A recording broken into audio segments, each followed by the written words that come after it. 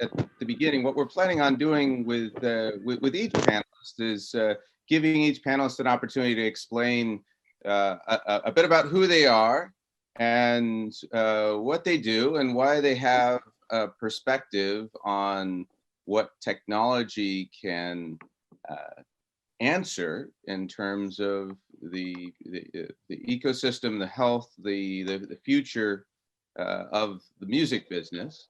So with that, I'll give a bit of background. I spent 5 years at Google working on the Android ecosystem.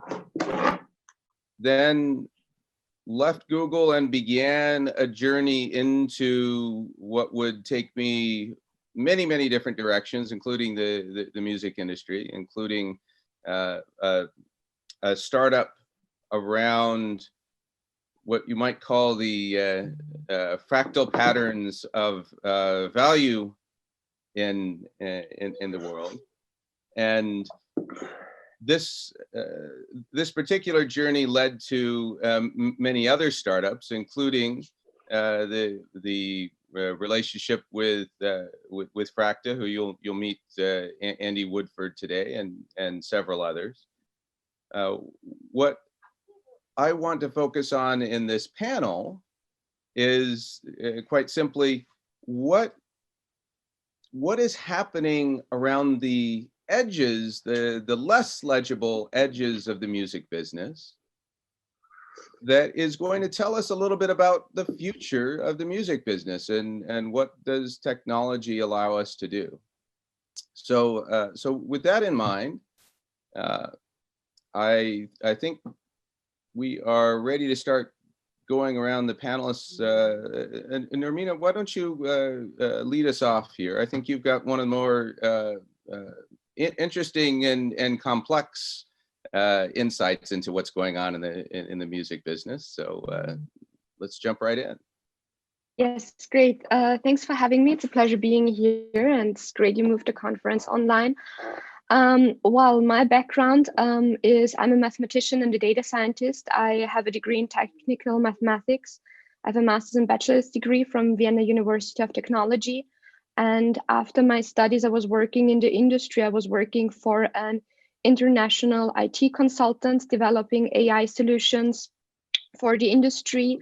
And afterwards, I wanted to dig deeper into data science and went back to university to do my PhD, where I was majorly working on fraud detection in music streaming. And this is also where I founded a spin-off from the University of Technology. So this is what Legitary is about. Currently, I am a CEO and founder of Legitary, which is a startup to analyze streaming data and detect eventual fraud. And this is what I'm majorly doing. And I mean, what is interesting in the music industry is that the technology fueled a whole new growth in the music industry. So with the technology, streaming started rising very quickly, and currently streaming compounds almost 50% of all music revenues in the world and has growth rates of up to 30 or more %. And what is interesting is, okay, on the one hand side, technology fueled the new growth. On the other hand side, it's creating such a vast amount of data, hardly anyone is capable to cope with and to control. And this is exactly the point where Legitary digs in, is that we provide transparency in the data, that we give you a tool to analyze and monitor the data, find underpayment, find fake plays, find potential issues where the reporting did not work, and thus provide fairness and transparency to the industry. And this is our approach we take with Legitary, where we use technology that initially fueled the growth. Then we use technology to distribute the revenues that are generated in a very fair and transparent way. Thanks so much. And I think we're going to see these themes over and over again, where technology created new viral action and then gave the opportunity for improved value distribution, right? These themes, I think we're going to see woven through today's conversation quite a bit. Lenny, I think this is a great entry point for how you're using technology and viral effects and what you're putting together. Thanks, Andy. Yeah, so I want to join to what Normina said. A couple of words about me. I'm also a mathematician, ex-mathematician, I would say, with a diploma in neural networks that I had back in 1997 when almost nobody heard about them. Since then, I was an entrepreneur and did lots of different businesses, including music business. I owned a venue in Moscow where we had some like 500 music shows. And also I organized a pretty large festival for 100,000 people in Moscow with 10 days of live stage. And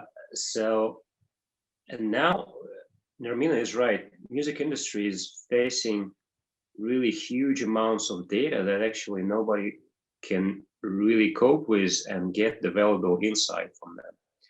And that's what we're building. We applying the AI to music life industry, where we understanding the trends in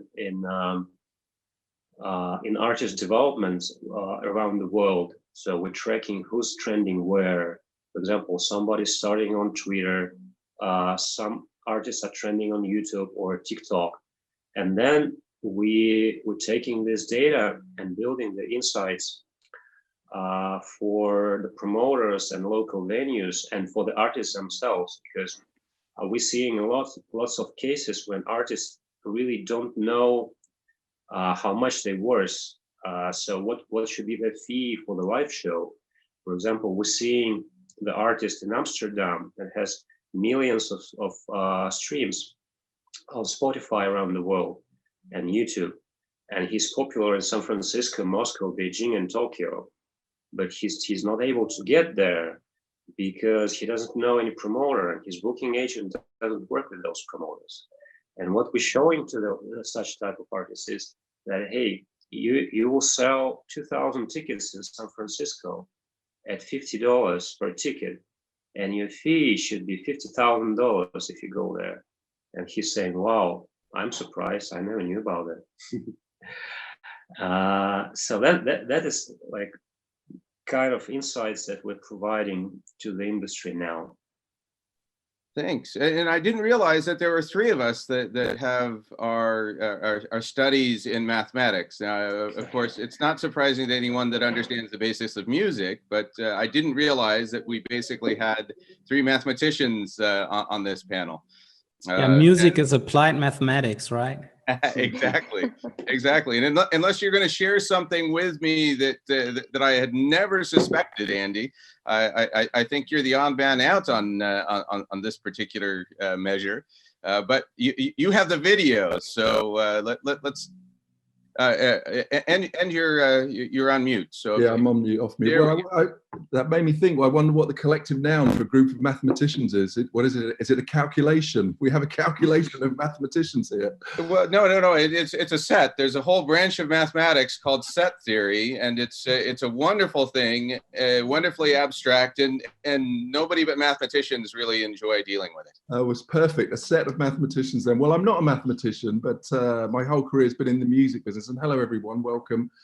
I've worked with, my career started at Virgin Records. I then did a couple of, I did a commercial music, bringing brands and music together, agency, then worked for another management company, one of the biggest management companies in the world, then Universal, and then another tech company, and actually, which is where I am now with Tagmix, which is an innovative tech startup.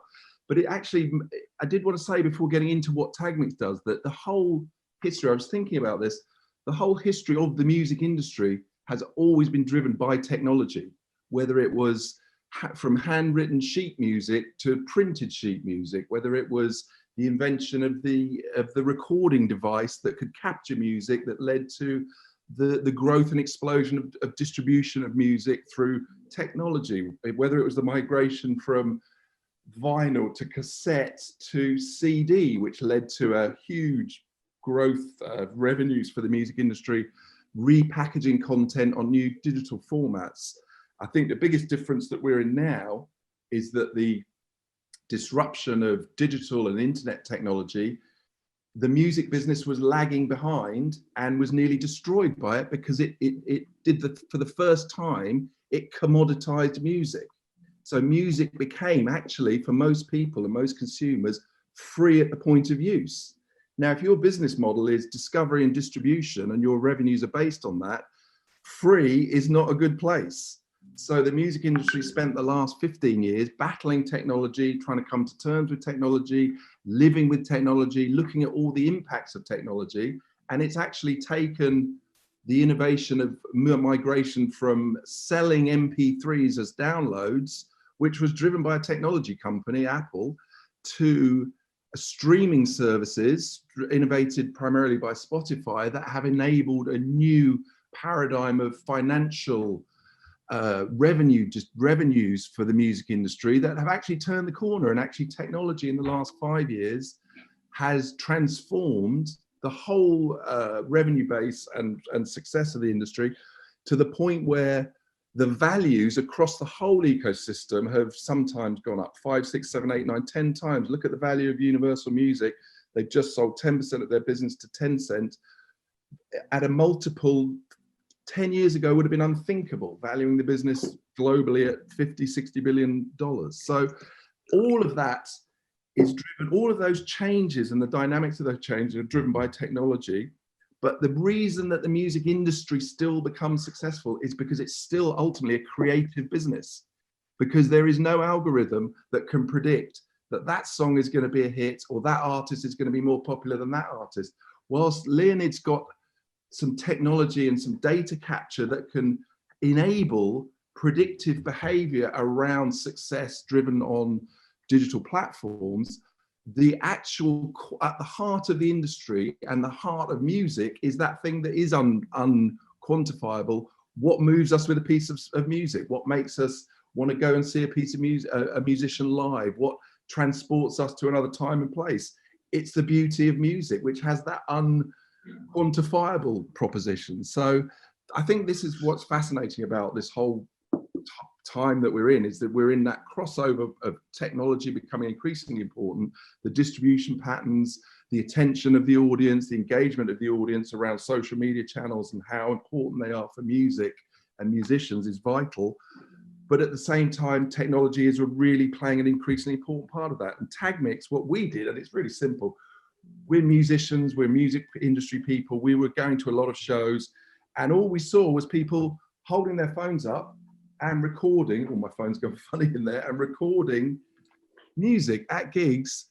And we thought the issue with that is when they share that or when they take that piece of music home, it's going to sound terrible because the microphone in the camera is not going to be able to capture that. And at the time, we were recording a lot of artists' sets, and we thought, how could we marry the pro audio from the mixing desk to the user's video? So we basically solve that problem, or Tag Mix solves that problem. And what we do is we enable, when you capture a video at a live show, we replace the poor quality phone audio with exactly the same bit of live audio direct from the mixing desk. So I think right now, rather than me talking about that, what I'd like to do is just show you a video of that. This is rudimental, recorded at Ibiza Rocks Hotel a summer or so ago, and you'll see the difference of what Tag Mix does.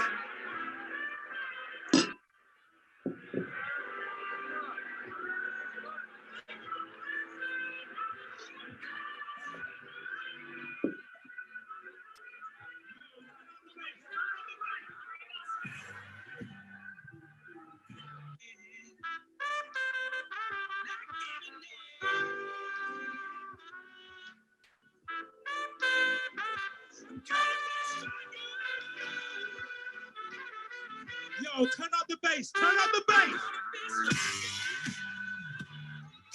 Obviously, we're seeing some of the limitations of Zoom here, but was that, sorry, did you see that okay?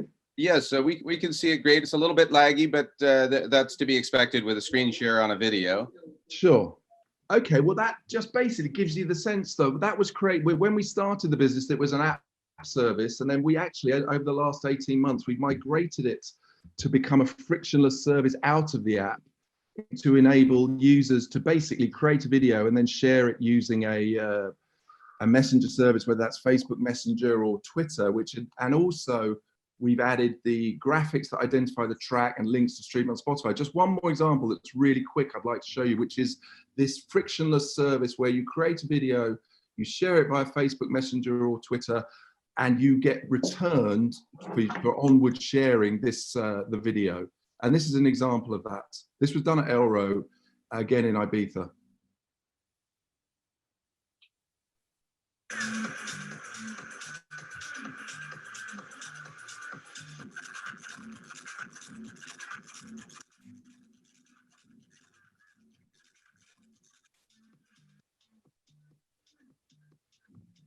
So you've added on top of the updated audio, you've added some graphics. Yeah, it's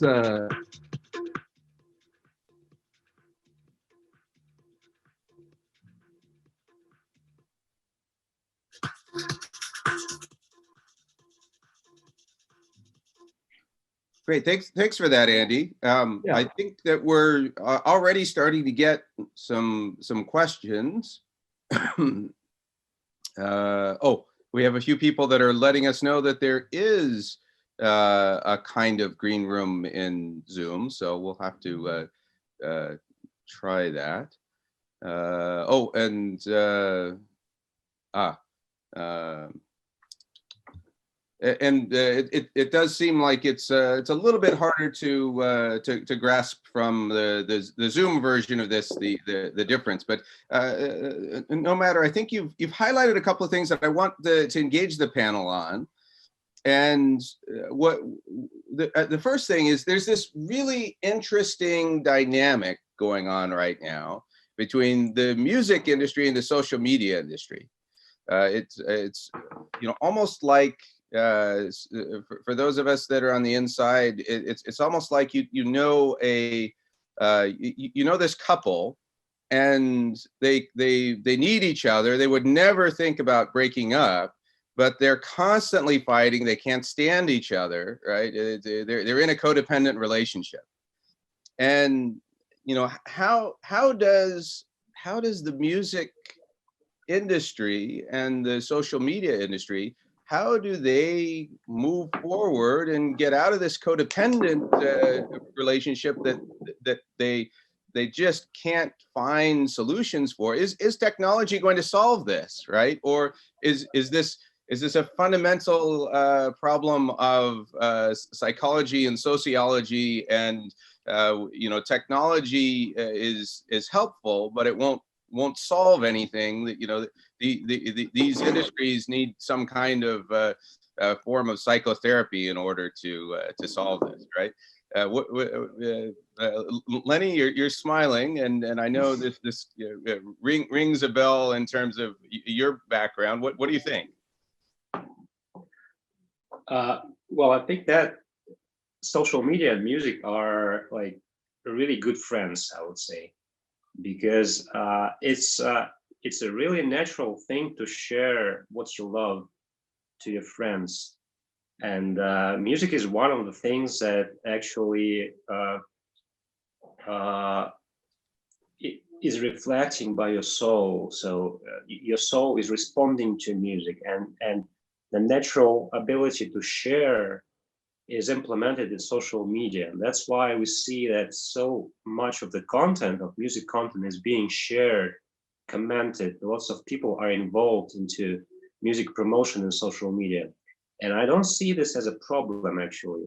I see this as a really great instrument for the industry to promote the music in social media, and not promote in a commercial way, but in terms of sharing and getting the audience to love what you do. So I see social media as a unique tool for the artists themselves. And I'm going to tell about a couple of cases that we saw that are really overwhelming, how the guys that nobody knew just a couple of months ago became huge stars within just a couple of months, just using the social media virality. The first case would be, of course, Post Malone, the guy that we all know right now. He actually came to LA with friends who were gamers, and he made a couple of tracks on his computer. And then one of his friends was a kind of into digital media, and he helped him to hack initial social media virality using the collaborations with social media influencers. So we tracked his career development through our engine, and we saw how he built up. That was a really interesting case because several social media influencers posts with his, for example, backyard video when he was drinking the beer with a band of mariachi singing his song went crazily viral. So for example, one post had 350,000 retweets in China. And after this post, he had 10 million audience in China just in a couple of days. And that's the magic of social media. That was TikTok, right? It was YouTube and Twitter. YouTube and Twitter. And Twitter, yeah. In TikTok, that gets even more crazy. So we had a case when the guys from nowhere came to TikTok and to our partner production center that had contracts with influencers in TikTok. They helped to seed the 15 seconds track in TikTok. And just within 1 month, they got to 80 million views on TikTok and 80 million views on YouTube. Because when you hear something on TikTok, you just listen to 15 seconds. And then you go to YouTube to listen to the entire track. Within 1 month, 200,000 people did the videos on that track. And it was just, like crazy. Within a month, they became national stars and sold out the tour, national tour completely, just from nowhere. And that's the magic of social media. And that's not only the one effect that we see, the virality, the hype, the super fast careers, but the other effect is that with help of social media and streaming services, the music industry landscape changed dramatically within last 10 years, I would say. So 10 years ago, there were just a couple of thousand international artists that were promoted and developed by the major labels. And that was the only way to become the international artist, that you get the contract with Universal or Warner, and then they're going to get you into the global media. And as a result of that, you become the international artist. And they were the gatekeepers, actually, to international audience. Right now, we see the completely different picture. When I started working for WIDAO, we've built the catalog of 250,000 international artists, and we saw that there's more than 100,000 international artists capable to sell out more than 1,000 venues. I was overwhelmed. And this is a result of social media and streaming. So the industry became completely decentralized. And just 2,000 of them are still being managed by the large record labels. The rest are just self-developed, more or less, with the help of producers, of course, with the help of promoters and different media and marketing channels, but not with major labels.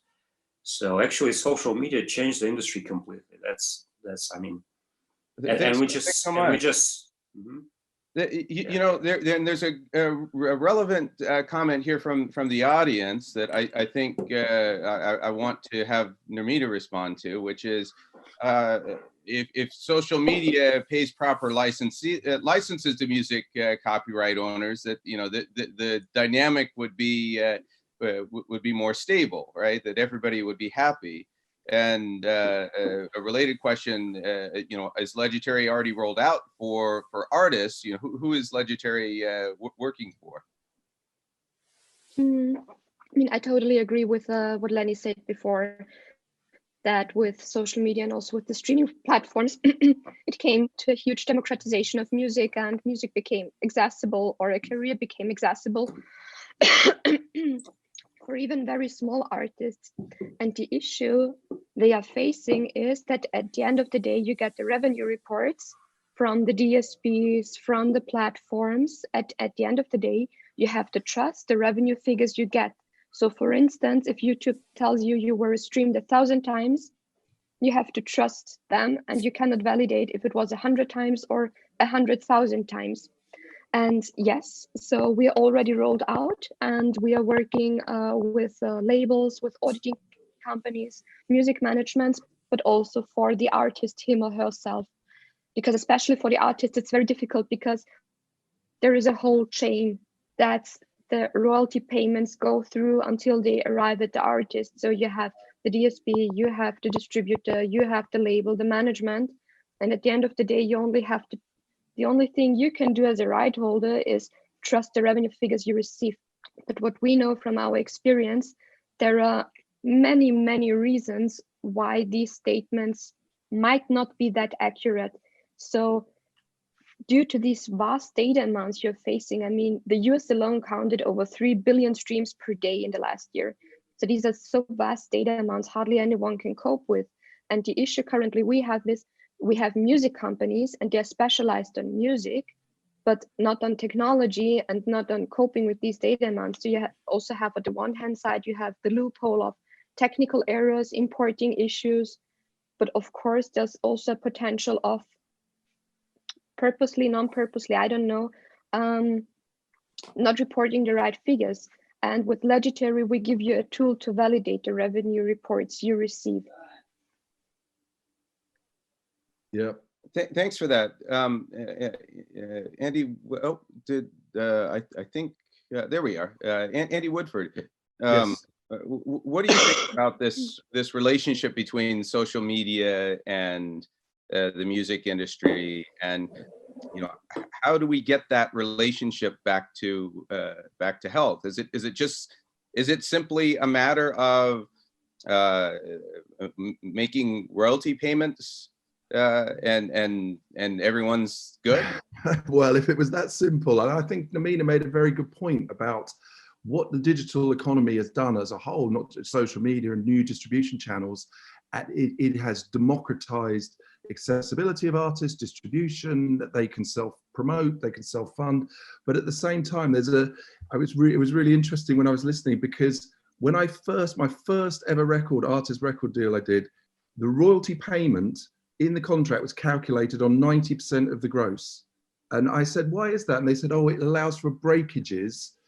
And this was in the 1980s, because when we distribute the vinyl, and this goes way back to the time when it was acetates, 10% of the vinyl gets broken in shipments, and therefore we only pay on 90% of the shipment. That mechanism extended into artist contracts right into the 1990s. The whole history of the record industry has been underpaying artists. It's called breakage. There's a whole, right now there's a whole industry of financial accountants who will go in and minutely scrutinize label reporting going back 20 or 30 years, because the whole industry is built on big scale rights owners underreporting to artists and to rights owners. And that's the whole history of the business. And once you get to scale, that problem, I think there's two things. The data that we're all talking about enables now there to be much more accurate reporting of what is actually going on, and that needs to happen at scale as well. But I think that the point about the record industry, and I think you made it at the top, there is a codependency. They both need each other. The number one channel on YouTube is music. It's 60% of all videos on YouTube that are viewed and streamed and shared are music. There's a huge amount of content that is shared on not just video, not just YouTube, but across all platforms that contain music. And the issues are that the industry and the channels themselves, the DSPs and the social media platforms, are playing catch up, because what we're dealing with is a world where you have complex rights that are split between recording rights owners and publishers and songwriting owners. that are legacy, that last a long time, that are complicated to administer, they're complicated to check, they have territorial differences, and we're dealing in a world, and I think Leonid made a very good point about the globalization. We live in a globalized world, but the music industry is still rooted in structures that have historic precedents going back 100 years that are, regional. That's I think the big question here is, can these really old dated structures that make sense in a world without the internet, within a world without these globalized effects, right? Can we solve this with blockchain? Is blockchain the savior for this? And if so, can someone point me to the magic blockchain? I think that blockchain itself and that whole economy is, whilst it does provide technical solutions, I think is a long way off, but I think we've got a number of steps to get to.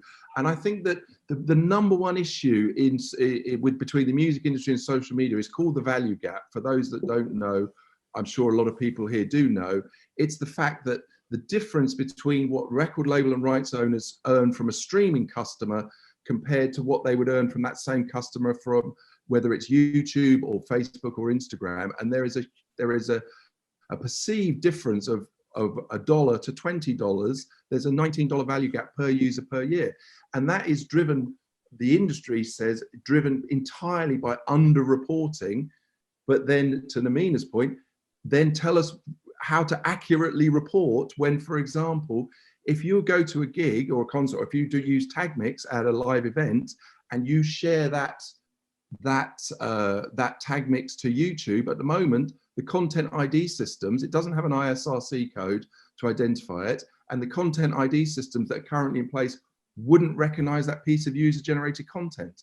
And user-generated content as a category is one of the most important for promotions. It's one of the most important for artist engagement, for fan engagement, for sharing music, to amplify music and get attention and engagement across the whole of the social media piece. But it's really hard because the tools don't exist to track that content. And one of the things that we're developing with tag mix is the creation of reference files to when you do create a tag mix, we will be able to track the journey of that and to be able to report that, which will have the benefit for, obviously, for the user, because it won't get taken down, for the rights owner where their content is enhanced and sounds and looks better, and for the DSP who aren't having to manage the takedown, the counterclaim, and will be able to pay correctly. Because I do think let me tease something out of that, because I think it's worth highlighting in this discussion, and then I'm going to go to Nermina for a little bit more drill down on this idea, especially, can blockchain address it? So it's this question of, let's say that you have managed at scale to make it possible for people to get the proper rights. How on earth do you submit user-generated content that's gone through some kind of licensing process in a way that the YouTubes and the TikToks and everyone else can validate that in fact you have complied with licenses? Is there a way to positively assert that you've done that in such a way? So everyone's complaining about something that can't be done, I think. Nermina, how would you react to that assertion? I think Andy made a very good point. I think that this whole intransparency issue we're facing right now in the industry has multiple layers, and taking a spotlight on every single part of the music industry, there is going to be a different pain point. For instance, Andy mentioned a very important pain point for the live artists. And so what we are addressing with Legitary is that at the end of the day, even if you get these figures reported, even if you get your revenue royalty statements, that at the end of the day, you cannot validate if they're right or not. And we're giving you a tool to validate. So if you're an artist, if you're a label, you receive your revenue reports at the end of the month from the different DSPs. And with our machine learning method, we can spot observations that we learn the fingerprint of your streams. We learn the fingerprint of how your streams are behaving on the market. And from that fingerprint, we can derive or spot observations that do not fit this pattern. So do the performing rights organizations, this is a question from Walter Wassau from the audience. Do the performing rights organizations trust the numbers that you share, and will they revise distribution based on your data? I mean, what we do is, for the first time, you have a scientific method. I mean, we also have a patent on the thing we are doing, and for the first time, you have a scientific method that tells you, here is something not correct. And we also give you an indication what might be going wrong, but at the end of the day, you know where to start digging. The issue right now is, you can imagine with the whole streaming data, it's like you're having a treasure island. You know, there's a huge island, somewhere is the treasure, and you don't know where to start digging. And with Legendary, for the first time, we tell you, here is the spot, here you have to start digging, something is wrong there. And from the experience we made so far, we analyzed over 60 billion streams from the industry, working with labels, working with collecting societies, and auditing companies, is that there are several reasons why things go wrong. There are technical issues, there are importing issues, but you have the tool to see, is it right? Does it fit the pattern or not? And then in the next step, to dig deeper. Thank you so much. Lenny, so that everyone has a chance to really go deep on the blockchain question, because I know I've heard this, I don't know, maybe 5-6 years ago, I heard people in the entertainment business asserting that blockchain was going to solve all these transparency problems. A, do you think that that's still true? And B, what needs to happen for it to become true? Well, I think that the idea of blockchain, it brings more of a decentralization of the industry itself than the technology that is being used for labels to track the records and to collect the revenues. So because you don't need the blockchain to track, you need the blockchain to build something really decentralized, where you can use the power of community and bring transparency when there is no centralized force that's going to collect revenues for you. So the blockchain is disrupting the industry itself, but not the tool for the labels to track the revenues. You see what I mean? And I like that a lot, because I see those 100 years institutions, like Andy said, as really the gatekeepers that are digging the grave for their artists. I mean, for example, a couple of days ago, my girlfriend tried to upload the video of her dancing on Facebook with one track, music track, and Facebook didn't allow her to do that because Facebook thought that this is a copyrighted track. And this is a perfect example of the user-generated content that would have promoted this track, actually, because my girlfriend is a social media influencer, and a lot of people would listen to that track and then go to Spotify and listen it and pay for it, actually, because nobody would listen to the track looking at her dancing. They would look her dancing and then, oh, what is the track? I'm going to go and listen to the track because I like it. And the labels are forcing Facebook to actually stop user-generating content, which goes against common sense, as I see. Yeah, that linkage, you know, this is a really good point. In order for value to flow for everyone, there's got to be frictionless linkage, right? And it does seem like some of the most promising opportunities for that are not happening. In fact, there's a really good question. I'm going to let Andy Woodford start on this one. The sound of hip hop has fundamentally changed as licensing of samples has become more rigid and enforced, right?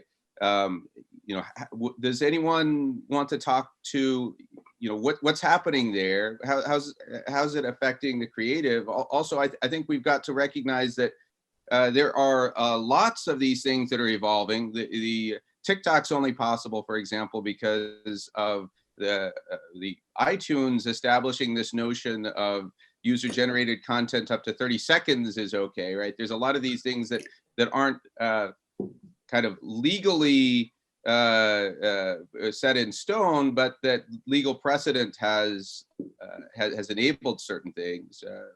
Why don't you jump into this question, Andy, and then we'll go around to the other panelists. Okay, yeah, thanks, Roy. It's a great question, and it's around sampling in records, which obviously happened at the hip hop boom. And there are now a number of solutions where both mixes and DJ mixes can be broken down and analyzed for their constituent parts. But I think at a general creative level, there was a very interesting piece that said about 20 years ago, the average number of contributors or writers on a hit song was 2 to 3.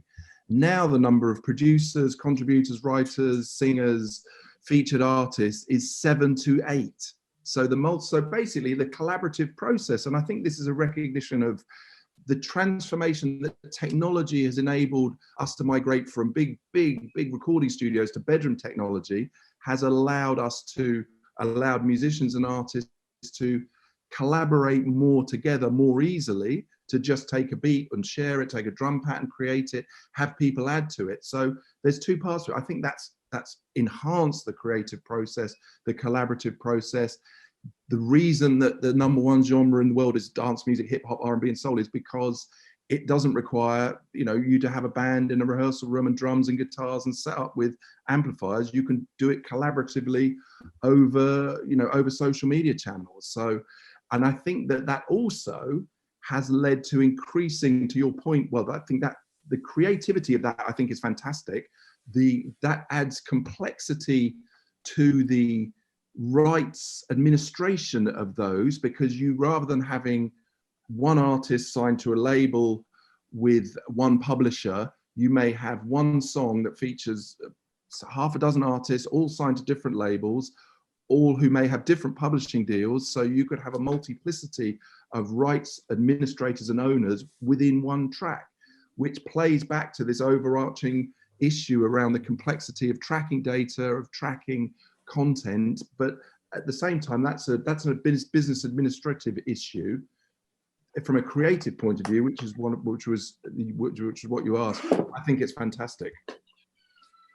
Any other panelists want to jump in on this question?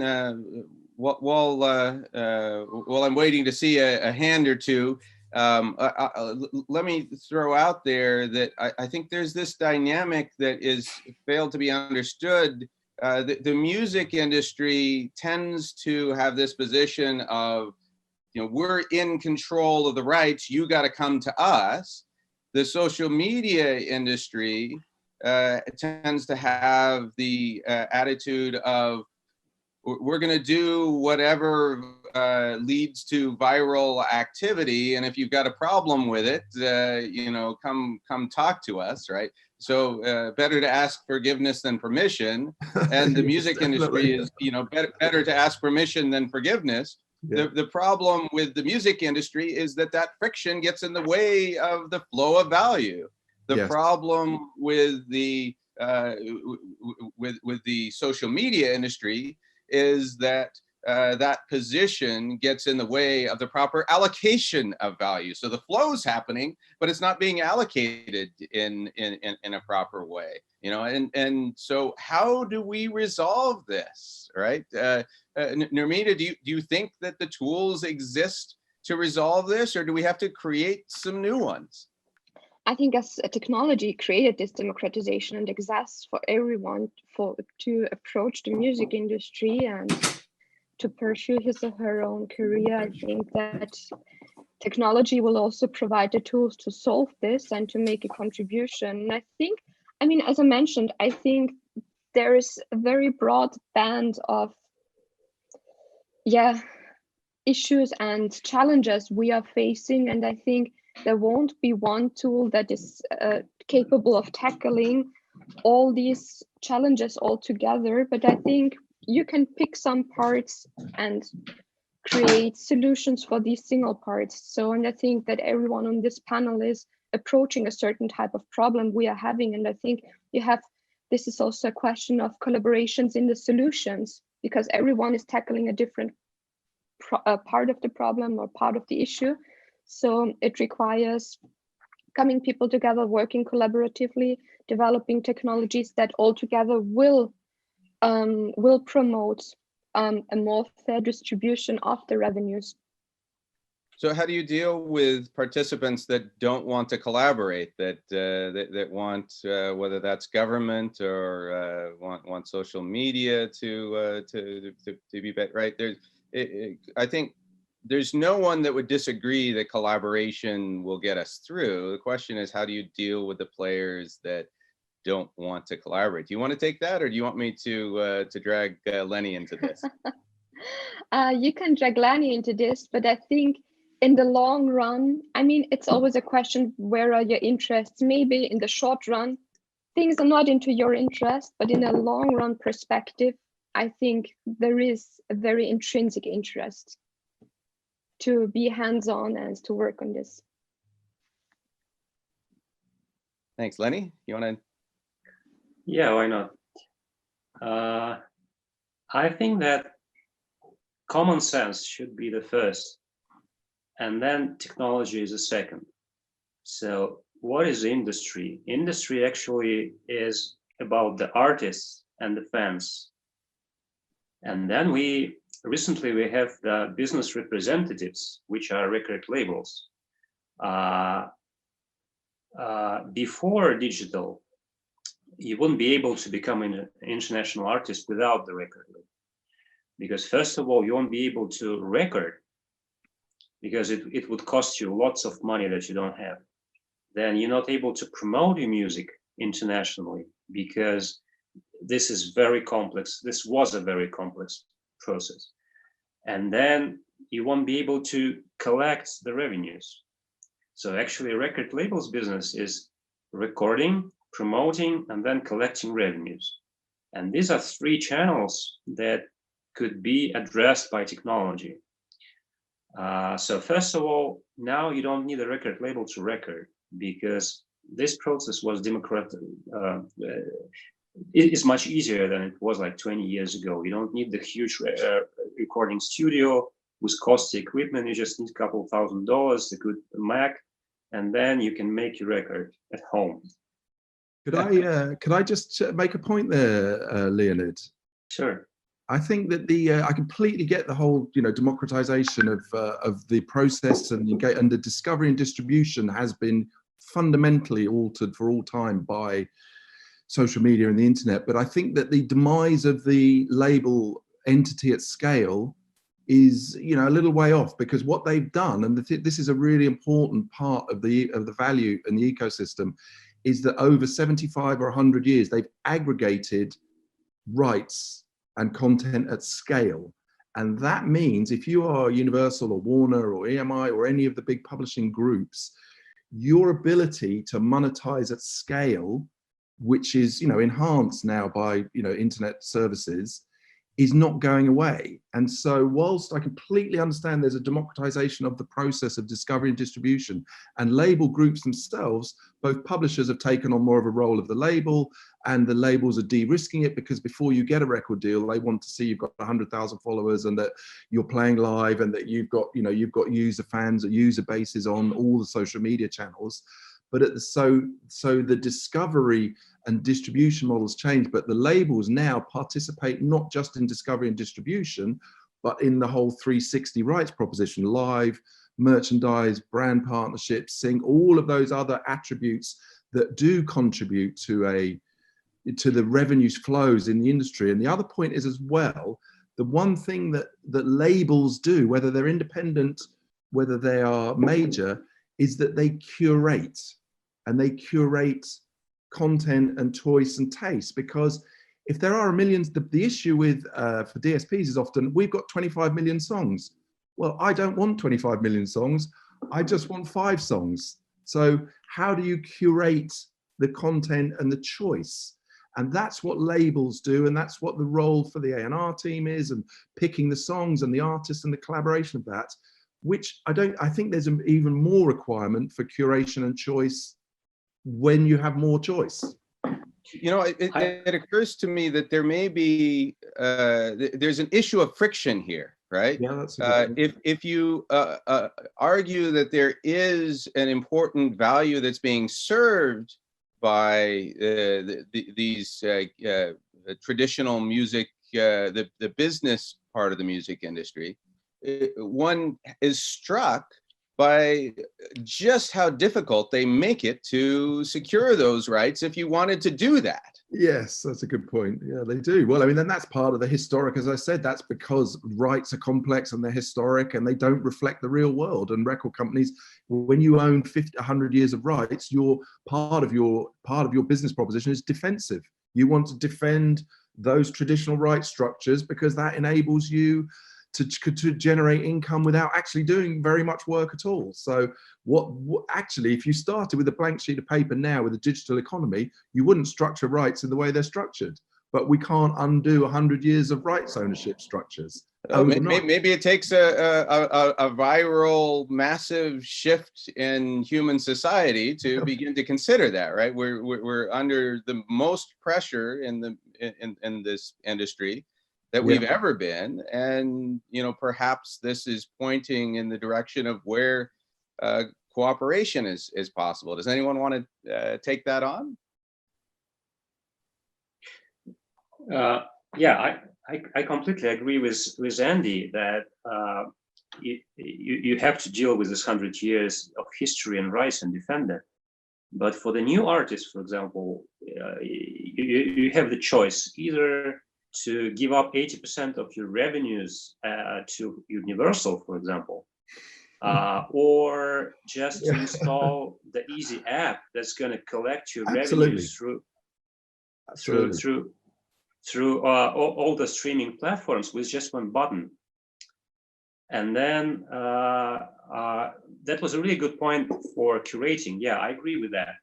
But curating is also becoming the decentralized process. So, for example, I can trust Spotify that has really great curated playlists, or I could trust some social media influencer that's really good in selecting and proposing the great new artists, new tracks. For example, I can watch Carpool Karaoke and have some fun and listen to some new artists or new tracks. Or I mean, the way that music is being curated and selected now is really decentralized. And I mean, for example, me myself, that would be the last point where I would go. Is like to listen to Universal.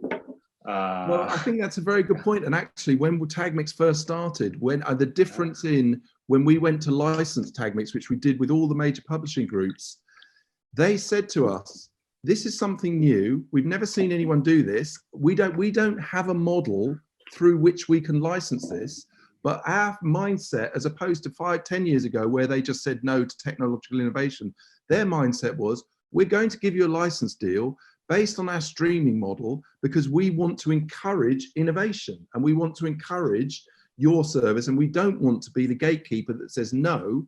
We want to be the rights owner that says yes, because we don't know, in 5 years' time, TagMix could be, hopefully, a fantastic tool from artists to market content and market their art, and engage with their fans." So there is a very big difference in the way that the industry itself views technological innovation. We're not there yet, but I think we're on an evolutionary path where there is not so much of there is not opposition to innovation. There is a big movement to secure more revenue from rights from platforms, but at the same time, that's being married to all the majors we're dealing with Warner Music's global digital innovation team, who've also provided TagMix with a recorded rights deal. And they've not only provided, they've also, very interestingly, taken a small stake in the business, because that's how they now view technology startups as, let's encourage, nurture, and innovation. And as they did with Spotify, let's take a stake in the business because we don't know where the next unicorn is going to be. But if it's a tool that provides us with benefits that we can clearly see, we're going to encourage that. So I think the dynamics are changing. I think there's always going to, where there's a big pot of money, there's always going to be a fight. And right now there's a big pot of money between the big social platforms, particularly YouTube and the record industry. And that fight is going to be resolved by technological solutions such as Namina's and what you're doing, unlocking the value of the data digitally, providing tools to accurately report. That is always going to help the individual artist, the rights holder, and everybody divide the money up more equitably. Nermina, what do you see as the path out of this? Do you see data science as the altar at which both industries can worship? Data science is a great thing, but as Leonid already mentioned, I mean, from a perspective of a mathematician, this is nothing new. AI is nothing new, but now with these vast data amounts, now we have some quite nice applications where to apply all these methods that have been developed way before. And this is actually a great application opportunity to AI methods, to data science, to machine learning.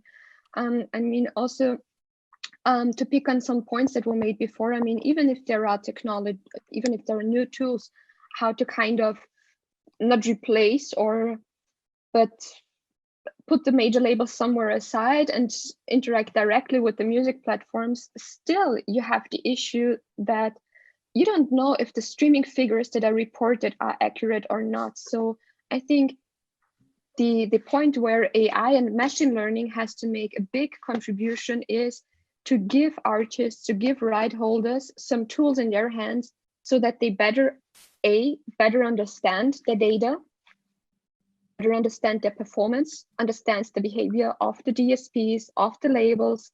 And with this understanding that AI is giving you, I mean, AI, or what we do with our method is that machine learning is unveiling behavioral patterns. It's unveiling how the crowd is distributed amongst platforms. Where are the platforms going? Where are trends, seasonal patterns? You understand your own performance as an artist better.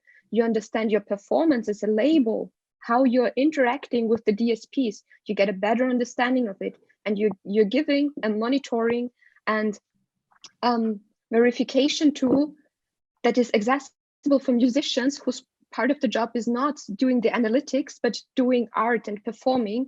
And this is where technology has to come in to give artists who are usually only specialized in creativity and performing, giving them the analytical tools to cope with this data, to understand better.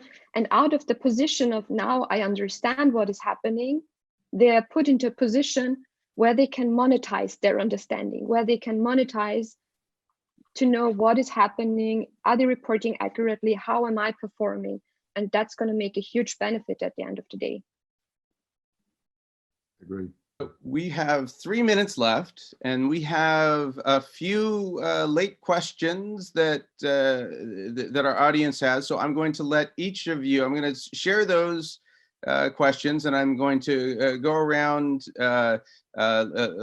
Lenny, Andy, and then we'll come back to you, Nermina, if we can. First, an observation that labels see that you know their value is that their music's enhancing the video, and of course that needs to be paid for, right? That carpool karaoke features musicians that were first made by the big record labels, right? So how do the artists that are making it, you know, and is it accidentally, right? Are these viral effects truly accidental, right? How do we get the gap artists to get listened to? How does the actor or actress use the platform you know, especially in today's coronavirus conditions? You know, does AI become the curator? So Lenny, why don't you take a quick stab at this in a kind of a closing statement, and then I'll let Andy do that. Sure.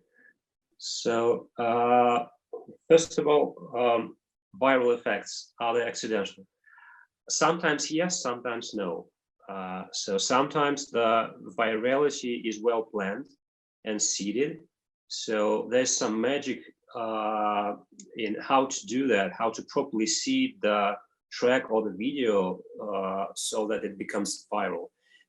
You cannot guarantee for 100% that you do the proper steps and it becomes viral. But this is a science that digital agencies usually do, and they're trying to hack this magic. Sometimes it happens, sometimes not. I think that the percentage of accidentally viral videos is not more than 20%. So 80% are properly thought through campaigns. The second question about AI is a really good question. So I believe that AI wouldn't replace the human soul. And this is the main question for us. So are we alive or we are bio-robots? Do we have soul? What is a soul? Why do we love music? What in music actually kind of reflects our soul? So what is geniality? And what's creativity? What's critical thinking? These are things that we're going to have to answer soon, but we don't know. We're at the Ben Franklin stage. Andy Woodford, yes. I think you're going to have the last word. Okay, to Daniela's question, yes, I agree. The music is enhancing UGC for the label, and it needs to be a promotional benefit, and we need to get across the threshold of takedowns. I agree with Leonid. The majority of virality is now seeded and delivered by labels, artists, and digital agencies because they're looking at these platforms in granular detail on an hourly basis. The question on actors and actresses in the platform getting money, I'm not entirely sure, but I guess working and doing workshops and doing plays to promote and get donations. And AI as the curator, we're already in that space, machine learning, providing curated tools, but I think, yes, there's a role for AI in that curation process, but I agree with Leonid, ultimately music is about your heart and your passion and the soul. Thank you so much. And I want to thank our panelists. I really enjoyed the breadth of expertise that they've brought to us today. And I hope all of you can appreciate the likely directions that the industry is going to take, the questions that are going to be important going forward, and the patterns that we're likely to see. And all of the panelists are going to be available, I believe, on Slack for further engagement. Thank you so much. Thank you. Thank you. Bye, everybody. Thank you. Bye. Thank you Bye. to Andy, Leonid, and Nermina.